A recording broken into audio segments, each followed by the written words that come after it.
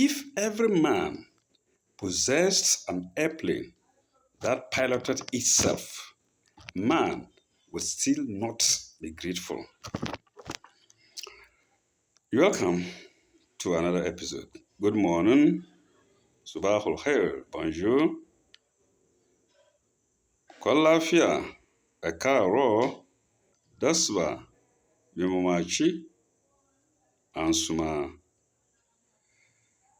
In our last video, we paused at this sentence.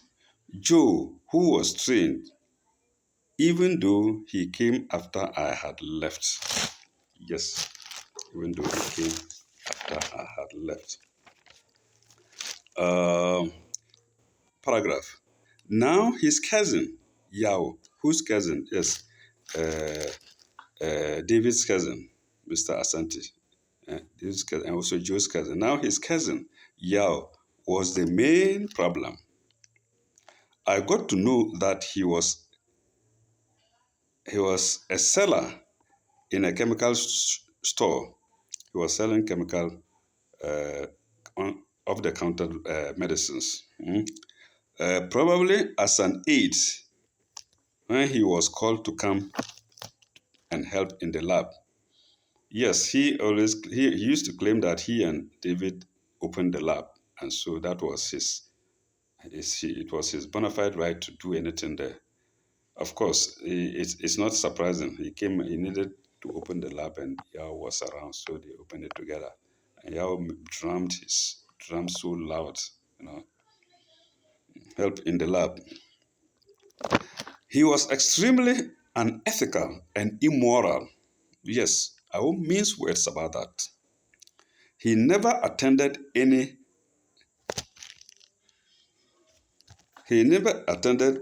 lab training. He was not a trained person. He had no certificate, in other words. He never had any lab training. He never attended any lab school, at least at the time that I knew him. Even the English was not good. Okay, and he couldn't have attended any lab school. I wonder why Mr. Santi never won his soul for the Deeper Life Church, but rather me, an already disciplined person. So the group were all attending Better Life. Yao no, was doing his own thing. He rather placed Yao in a small cubicle with a couch for collecting samples. Like I wrote earlier, he was neither a trained nurse nor technician. He was not a nurse, he was not a technician. Just saw him there selling chemical shop, ABC, what do you call it? Just say APC, paracetamol and multivit and whatnot. He was neither a nurse, he was neither trained as a nurse nor technician. There in the cubicle, any of the laboratory aides, i.e. his relations, could work. Anybody could have worked there, taking blood samples, which he taught them. He chose his dearest to him, Yao, to be there. Here, he could see the nudity of women to the extent that even where he was not supposed to, he should. In other words, if you come and it doesn't involve you taking away your dress, he must make you take off your dress. When a woman enters, he locks it up so no one person could gain entry. Yes, lock the cubicle out and nobody knows what is happening there. On several occasions, I saw women coming out and still dressing up. So in other words, when he locks the place and people, you see the woman coming out still wearing the cloth and pulling this up. So, what is happening? What do you call it? Where was I? Still dressing up. I look at the request form. I would look at the request form, and the only request was pregnancy tests. In other words, when the woman is coming and dressing, I take the form and I look at it. Or when she comes to the lab, I take the form. Pregnancy test, no more, no less. And yet, they will be coming out dressing. Viewers, what do you think was happening? Okay. First, it's not supposed to lock the gate. It's pregnancy. You can sit there, stand there, you bring the urine, you tip, and you examine. That's all. Okay. For a pregnancy test in the laboratory, all that is required is urine. Okay, in those days, we are not even using blood. So all that was required in those days was urine. Blood was uncommon. There's no need going to do blood pregnancy test when urine can easily do the job. Required is urine or blood, no more and no less. He would then enter into the laboratory and speak vulgar language amidst unnecessary swinging, dancing, and whistling. Yes, after seeing these things, he just enters and he would swing on one leg and snap the fingers and speak vulgar language and whistle, do all kinds of things in the lab there. I said, what is all this? What is all this? Yes, I mean it. Swing, snap the fingers, whistle, and speak nonsense, profane words. Yes, at that time he thought it wouldn't go out. I mean, nobody is perfect, but it's too much for somebody who is not trained to be doing those things. Okay. He would then enter into the laboratory and speak vulgar language amidst unnecessary swinging, dancing, and singing. I informed his cousin, David Asante, Mr. Asante, about it several times. All he would say was that he hadn't seen it. David Asante would say, we haven't seen it. Of course, how would he, when he himself was busy working either in his office or in the laboratory? And it was quite some distance from there. You walk some steps, you take some steps out of the lab, take some steps to the corridor, and then to the cubicle.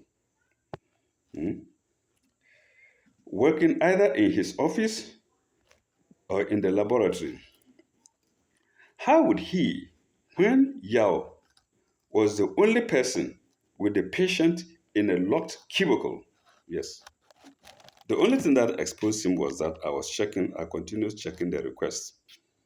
And it was pregnancy test. You can see in those days, the women were coming, they were eager. And most of them were just pregnancy tests from private, even private patients, not sent by doctors. So, well, where was I? Of course, how would he, when he himself was busy working either in his office or in the laboratory, how would he, when Yao was the only person with a patient in a locked cubicle? That behavior I saw was unusual of him. It was unusual of David. I knew what he would do if it were in Nigeria.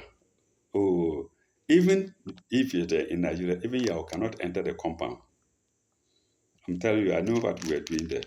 He was not even qualified to enter the yard, the house that housed the laboratory, the house that was used as laboratory. It was a story building. He didn't allow it. When I saw he was unwilling to take action, I suggested rather wisely that there should be some sort of rotation as regards working in the sample collection room or cubicle, rooms to a cubicle. He knew it.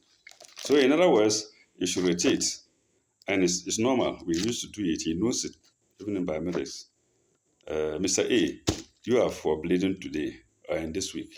go. Mr. B, next week you are for bleeding. It happens. And viewers will agree with me that these things happen. Mm. Okay.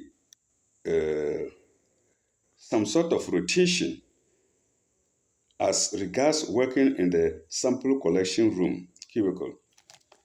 If it could be on a weekly basis, or it, it could be on a weekly basis, so we could take note of affairs.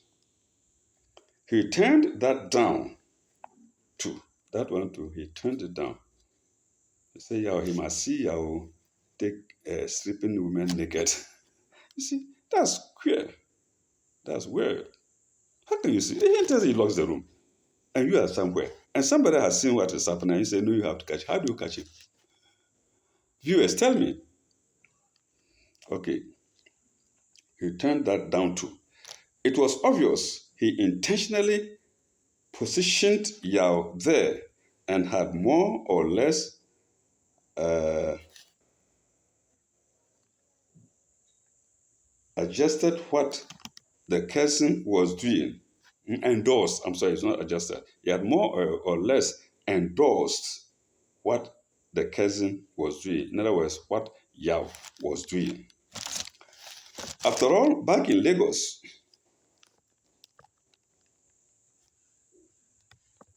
even Mr. Lambu, like I've written before, could not wear a lab coat. He was wearing, later on he was wearing, and David fought against that idea. I know it. I know what I'm saying. I'm conscious of it. Mr. Lambu was tall man, gentleman. I think the brother of Alatishe. He was wearing a lab coat, and he said, why? And you will see when he grew, all the family members were wearing lab coats. I'll show you pictures later. Uh, let alone uh, distant relations. So, yes, and that's what his cousin was doing. After all, back in Lagos, even back in Lagos, Mr. Lambo, like I've written before, could not even wear a lab coat, let alone distant relations, as in the case of Yao. So Alatishe's only brother was Lambo, and he couldn't wear lab coat. What about even bringing more relations of theirs, Atlantische and Lambo, bringing more relations, then they would have been hell. You see? I then wrote a letter to him. Uh, I can't remember quite. I either informed our Deeper Life pastor or at the time, our Deeper Life pastor at the time, I intended to inform him, and I think I informed him. At the time, Pastor Nyamiche, the Deeper Life pastor at that time at Sintrosu, not Sintrosu, was Pastor Nyamiche, a teacher. He comported himself very well. His way of life was worthy of emulation. Mm. His way of life was worthy of being, followed. Mm. Pastor Nyamiche, and gave him a copy of the letter that I wrote to him, of the letter full stop, but that's the letter that I wrote to Asantaji. He wrote back, and I gave him a second letter, but he did not write again. I left the place, full stop. He had earlier promised me he would get me a car. But needless to say, I did not need any under such circumstances. Yes, he promised me and he would have done it. I'll show you the house he built for me. And he said he was going to get me a car, of course, to pay on high purchase. What do you call it? Loan. You pay small. He could have done it with Agri Development Bank, which they were using and are still using today. But the behavior of Yao was irritating, very annoying. I said, no, it's sufficient. I wouldn't need that house he gave to me. I wouldn't need his car. I should better go. I was ready to go. That's my nature. That's principle. I can't live in a nice house and be driving in the car and somebody will be insulting me. And apart from those things, he was insulting me because I was close to Asanteji. Of course, I won't tell a lie. He liked me. Mr. David Asante Aje liked me, and I liked him. So yeah, I saw this, and he didn't like it. That is it. We were very free. We were cooking together. We would go to market. He would buy things. I would handle the products. We would come home and cook and laugh, and then, you know, yeah, I didn't like that. He wanted to gain control of the whole place. And he wasn't doing it just like that. I think he went spiritual. I believe he went spiritual. I saw him sometime with Malam, Zongo Malam. I don't know this man before, but the way the man looked at me and frowned at me, and I said, no. I said, look at this. You can go anywhere. You can do anything for me to leave there. I will leave. I already want to leave. I'm a no nonsense man. So he went spiritual. I have no doubt about that. I knew the house very well. A lot of things happened there which I wasn't believing, but later maybe I would believe, but maybe I won't say them here. I don't know. I left the place. He had earlier promised me he would get me a car, but needless to say, I did not need any under such circumstances. I went to Robert Koch Laboratory, where Mr. Agbemozo was the proprietor, with the wife who was working at the Comfort Anochi Teaching Hospital, CATH, in Kumasi. So Agbemozo also had his private lab, not very far from Medilab, and I believe they knew each other. In those days, medical laboratories were not many in Kumasi, if they were there at all. I think except a few ones attached to clinics. But private labs, no. They were the only two major ones in Kumasi, Bantama, maybe the whole of Kumasi. So after he gave me a letter of disengagement, I went to Agbemazo, Robert Koch Lab. He named it Robert Koch. I went to Robert Koch Laboratory, where Mr. Agbemazo was the proprietor with the wife who was working at the Konfanachi Teaching Hospital in Kumasi, I think as an instructor of medical students. I believe she's retired now. Assisting a Konfanachi Teaching Hospital, assisting, yes, assisting in the lab. In other words, she used to come, something like that. 3 months I left to Mr. Frimpong at Amity Services, a salesman in medical laboratory equipment and reagents. Yes, Agbemaso also gave me a sack. Like I said, the two people were close to each other and they knew it. And his sack letter, which I can't find now, but I remember it very well. And he said, for circumstances, he said what? For reasons that I know already. How do you give somebody a sack letter and write there, yes, I'm sacking you for reasons that you already know? Can you imagine? Yes, what are the reasons? Maybe I knew I couldn't work in Maryland, and therefore I couldn't work with him too. That's how I interpreted it. For reasons you already know. It pains me I can't find the letter, but maybe later I'll find it. Whenever I find it, I'll bring it. For reasons you already know. That's what Agbabanzo did to me. But later on, he got very sick. Oh, life is no good. He got very sick. He couldn't move out. And the wife was helping him. The wife had to help him wear pampers on him like a child. Bath him, do everything for him.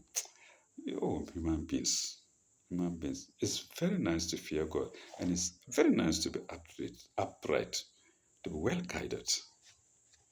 Because there are a lot of calamities, let me say calamities, a lot of misfortunes that would come onto you that God the Almighty will prevent. Hasbunallahu وَنِعْمَ الْوَكِيلُ. Sufficient is God, and an excellent guardian he is. God is sufficient, and he's an excellent guardian. Let us do things with our questions. But the head that God has given us, let us use it. Let us have sympathy. Follow God's ways. Who has sympathy on us?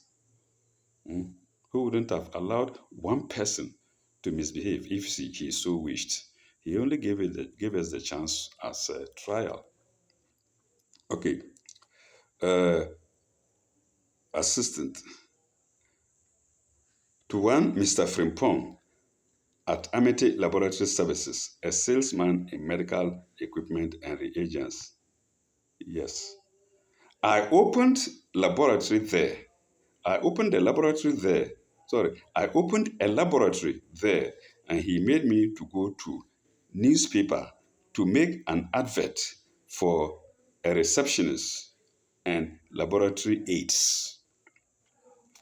Mr. Frimpong was selling laboratory reagents. That's on the Oforikrom Kumasi Road.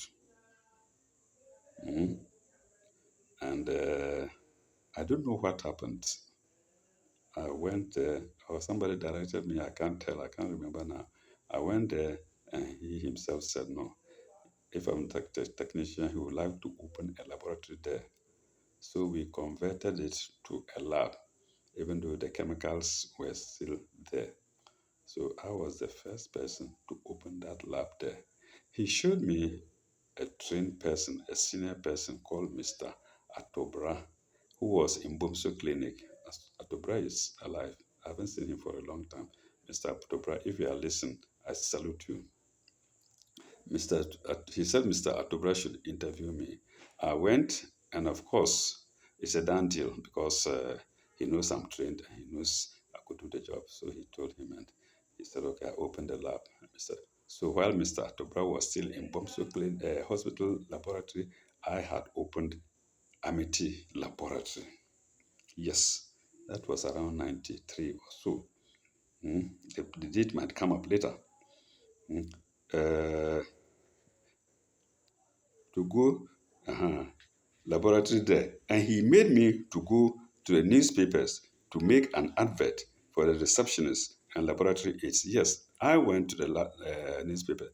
Then there were no radio stations. I don't think so. Capital Radio, being about the first in Kumasi, was probably not there. I don't think it was there. Anyway, I don't want to give false information. But even if it was there, I don't know for what reason I had to go to the newspapers. Okay.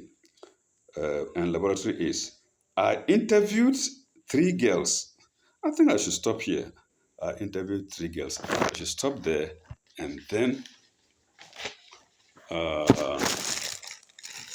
we shall continue later. I would like to show some pictures here. The first one is a picture that I couldn't get when I was talking about my stay in France with Radia Fry Jaguni. I said he had a friend called Sabrina whose pictures are showed, but there was a picture I wanted to add to those shown. I couldn't get it, and this is it. This is Sabrina's picture. Who knows? She might be somewhere viewing. She was Radia's friend. And this is it. I think the name is written there. Yes, Sabrina. Yes. It resembles a Muslim name. Swabira. Swabira. Maybe, I don't know. And Swabira means endurance, patience. Endurance, patience, and whatnot. Her number was on top. I think 704. I don't know, it's erased somewhere. You look at my finger, you see the number written downwards. Sabrina's number, apparently telephone number. Like, as usual, the paper has gone through hamatans. It's gone through rough times. So that's a newspaper, and that is a picture which I couldn't get the other time. Now, uh, I think I mentioned, if I didn't mention it, will come later, that David built a house for me. A house within a house. He saw one Mr. Ofori, a retired policeman, and then he gave me a place to build so that he'll be deducting monthly from him. Apparently, Mr. Ofori didn't have money to build, so he made up had money and he built. I thank him very much. He built it for me, but for other people, after I'm no more staying there. But when it was my presence that prompted him to build it. And this is the house. I'm saying I'm inside there. I took a photograph with Mr. Ofori's family. That's Mr. Ofori's daughter and grandchildren, some of them. But they were also tenants. But they are love children a lot. So we took this picture together. And the house that David built for me is there. He did very well. I commend him for it. So I was the only one staying in there. No woman, nobody. And it's not easy when you are a man, you must stay in a house like that. No. People will disturb you. I remember there was one girl, Amono, and I used to sleep very early, even to today. When I'm in bed and she knows I'm far asleep and people go to bed, she will come at midnight. No, not midnight, around 9. And if she knows I'm fast asleep, before I realize, she will shout very loudly. I'll wake up. And when she sees my head, I'm looking through the window. She's not, he will see me. Then she will start bathing. Pacha, pacha, pacha. Oh, our mothers have tricks. So she was doing it and she was causing me headache. You see, but man, we cannot say that she's harassing us. Men cannot say women are harassing them. But if it were a woman, I tell you, the whole of Kumasi would have heard it. Yes. So she was doing that habitually. I would go to sleep. Even now, sometimes before, just around 7, as soon as I finish Ishai, eh, sometimes may God forgive me. Sometimes I say Ishai alone and just go and sleep because when I'm saying it, I might fall. And then that's what Amuno was doing to me. I don't know where she is now. But of course, like I say, I'm somebody, I have to be very careful. Huh? Maybe she wants me to pull her into the room and mop the water out of her, and boom. But no, she was disturbing me. Anyway, so this is the house. So, and this is another picture I took at the same spot, at a different view. And this is Mr. Ofori's grandson I'm holding. The mother is somewhere here in the picture.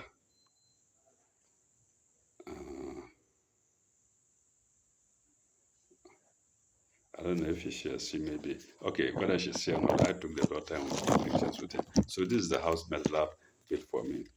I'm grateful. It has contributed to my not being able to expose this story for a long time. Here is the case where a man laughs me and I laugh. We laughed at each other right from Lagos, laughing. But the cousin didn't like me, causing trouble, even insulting me.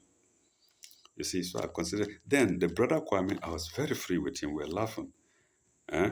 The whole house, they liked me. So when he did that, I said, let it go, don't forget. But now that I'm celebrating my 70th birthday, I cannot keep it again because I have to mention it. I cannot skip that story. So I have to mention it. And this is a group picture we took while in biomedics. Bismarck is the one in white to the far left, depending on who is viewing it. When I'm viewing it, it's far left. So I think that when you're also viewing it, it's far left. He is in white, Bismarck. He left as well. He has since died. May God have mercy on his soul. Then, David Asante is the short man, the shortest in the front row in the middle, in a white shirt and a tie. Henry is the one to the left of David Ashanti. And Henry's wife is on the opposite side of David Asante. And I am at the far and opposite ends of Bismarck, who is in white, and I'm behind a nursing mother holding the child. I think here. Yes, I'm behind a nursing mother holding the child. It appears only my head appeared. Mm. And who else? The next one, from David's wife, we have a tall fellow there. I remember him as a Sufi. He is a good Christian. Mm. He conducted himself very well. I admired him. A Sufi, I remember him. Mm. Then, the rest I might not be able to remember. Yes, Kwame. Kwame is behind Henry Odoy and the wife. Mm. He's behind them, the head only showing. In other words, behind uh, David Asante. Yes. Mm. No, no, no, no, no. Behind David Asante, I don't know whether it is Joe or not. Let me not guess. But Kwame is between, you look at between Henry and the wife, you see there is somebody there behind them. And that is Kwame, my good friend. May God have mercy on his soul. Kwame, may God have mercy on your soul. Mm. This is a group picture. Then, this is a picture of Medilab, the staff. You can see that all of them are wearing lab coats. This is a miracle as far as David's life is concerned. They're all wearing lab coats. And let me see. Yao is in the second row, far left or far right, depending on when where where you are looking at, depending on the angle you are looking at. And I've written his name there, Yao. That is Yao. Oh, pardon me. He was the one stripping naked, women naked, and coming and snapping the finger and swinging and saying vulgar things. That's the name there. Yao. I've written it there. The back row, at the middle, in the exact middle, three people left, three people right, is Mr. Corder, who would make you laugh all the time. I've written K there, Mr. Corder. He left. He couldn't stay. So, Vias, you tell me why? Why? He left. He couldn't stay. Henry left. He couldn't stay. I've shown you Helen's picture. Bismarck left. He couldn't stay. I left. I couldn't stay. But in my biomedics, we worked for years. And his salary was attractive. Probably more than in the government sector. But everybody left. So you can see that if I'm saying this, I'm not being bitter for nothing. It's a fact. Yes, the one squatting down with the briefcase in front of him is my good friend Kwame. Oh, Kwame, how I loved him, how we used to laugh together. I remember one time we went jogging early morning, about 4. We used to run the Abrepa Road, Abrepa Junction to Sofo Line and back several times. We started at once, and Kwame said, "No, I can't continue. My heart, I didn't understand. But I have to go, come, go, come." We were doing it several times. In fact, I stopped exercising not quite long. When I got too old, and a pharmacist advised me not to. So that's why we're doing on the Abrepo Highway between Sofo Line and then Abrepo Junction. Maybe we could pass it. I used to exercise a lot. We started it, and Kwame said, "No, I cannot." And I couldn't understand. So when he died, I wasn't surprised because I knew the heart wasn't strong enough for him to do hard work. Kwame, may God have mercy on your soul. And by Kwame, to the right of Kwame is Kingsley. He was a cleaner. To the left of Kwame is Kingsley. And then the far end, I've forgotten their names. Mm. Yes, yes, yes, yes. I think Joe was there. Joe to another gentleman. He is to the in the front row. No, no, no. In the front row, standing after those squatting. He is in the front row, just by David, who is in white and glasses. You see David and the wife, and Joe is between them. If I'm not mistaken, this is Joe. This is David's wife. This is David himself. The rest I can't remember. In this picture, I was not there. Yes, it was Joe because in this picture I had left. That's right. So that was Joe. Mm. They would take this picture and distribute it to the various hospitals. They were hanging in labs and whatnot, and then they would print T-shirts and be given to the hospitals all over the place. And yet the staff were untrained. You see, the staff were untrained. How do you train somebody? By just asking the few staff, trained staff, to be giving them lectures, one after the other, and that. And they were very annoying. We would teach them this people. This is the egg of the this is the egg of so and so, and tapeworm, tapeworm, all the various types of worm. And when they know it, they will now say that they know it more than us.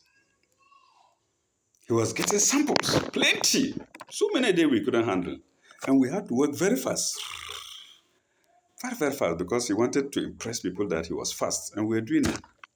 But then when you go fast and you don't get a sample, one of the trained staff will then sit down and take your slide. That's how he trained them to do, to look through and see our reports. So if you report strongylitis, they know this. Oh, this sample there is strongylitis. Then they will say that they will confirm that that is strongylitis, something like that. And various types of worm have stopped learning. But then, when you say you haven't seen anything, they will still take it. They can spend an hour or more on one single slide. When you can examine probably 50 slides in an hour, then they will say that, oh, there's this thing you didn't see. And they'll be walking shoulder high. In fact, the place was so annoying. So annoying. The people that you have taught, or the people that we have taught, they will then come round, and take and switch the time. The time, if we take 1 hour to examine 50 slides, they may take 1 hour to look at one slide. They will continue looking and looking and looking. And when they get something, they say, hey, you didn't see it. We saw it. Oh, my God. In fact, it's terrible. It's terrible. It's terrible. So that is biomedics 1995. You can see that I got this from Tech Hospital. It's here, Hospital Lab, UST Hospital Lab. And then they print T-shirts and be sharing them to the hospitals in the Ashanti region. And yet, look at the number of qualified staff. So, you see, apart from the staff that left, the only ones who were qualified, I know, are Joe. Joe, I say, is a gentleman. I have no distinction with him. Joe, and he himself, of course, except maybe the white lady and the man.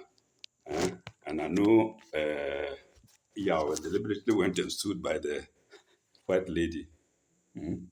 Oh my God.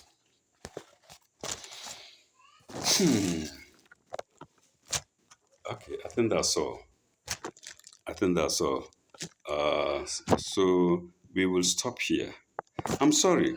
And in fact, I don't have to apologize with Asanteji because I hear he's in a wheelchair now. He can't move. But there's nothing I can do. There's nothing I'm not happy about it. I wish it didn't happen. I don't wish to my fellow man what I don't wish for myself. But what I've said here is the truth. What I've said here is the truth, nothing but the truth. But at the same time, I understand he's not well. He's in a wheelchair. They've tried everything. But you see, You see, people complained a lot about him. The patients, maybe he didn't know. The doctors were pushing patients to the place. And like I said, that was about the only medical lab there. So they had to come. Then he kept on increasing the prices. When they come, they say this, this time is this. So one woman got angry and said, "Ah, every time we come, you increase price. Every time we come, you increase." And they were talking. And God doesn't like those things. You should don't let people's heart burn because of your actions. You see. And they were partly responsible for the high cost of lab tests. So, do you know, when in Ghana, when somebody does the evil, everybody takes over. After all, who doesn't like money? You know, he kept on increasing. Nobody could do it. So they complained. Second, Aletiche, who was his employer, visited him. I heard so. It's TSA. He visited him there and went back to Lagos. And who knows, he also came with a bitter heart. Because if he comes to see your family members in white all working, when you denied him that chance, he's not going to be happy. Viewers, no, he is not going to happy. He will shake his head and say, ah. So it was me who should suffer. Now that you've come, you've collected your family members, including those in the Buka canteen, local canteen, to work. But he would keep quiet. So he was bitter against him, apart from the staff in the lab. Or the common thing was family business, family business, family business, family business. Of course, he wouldn't hear it, but we know it. Family business, family business. Collected all the family members, family business. No, it's not good. When so many people complain about you, it is not good. God doesn't like it. Because there are other people who are trained as lab technicians or technologists who would also like to come to work or to open labs. But he wanted to open labs throughout all the regions. It was his aim. Some in Kumasi, one at Tachima, one in Accra. You can't do that because many people also are aspiring to be businessmen like you or lab proprietors like you. When you want to open lab so that you then engage all of them and leave them, no, it doesn't work like that. So, like I say, I sympathize with him, but I have to tell the truth. I have to tell the truth. I sympathize with him because of his situation. I understand as I speak now, he is still in wheelchair. And the wife I showed you, the wife who was taking care of him, I heard also died. I haven't seen it, but I heard it. So when he got sick, it was the wife who was taking good care of him. I don't know whether it is a stroke or something. So if it's, somebody has to heal him, heal the child. Somebody has to take care of him. Then I heard the wife also died. So you can see what situation he is in now. I don't pray that I don't pray for that for myself. I don't pray for that for anybody. And if Ashanti were to get up today, I would be happy. But there's nothing I can do it. I'm not God. So that is the story. But we shall continue. All right. I think I'll stop here. Thank you very much for watching. Ilaleka Ibaba. May God bless you.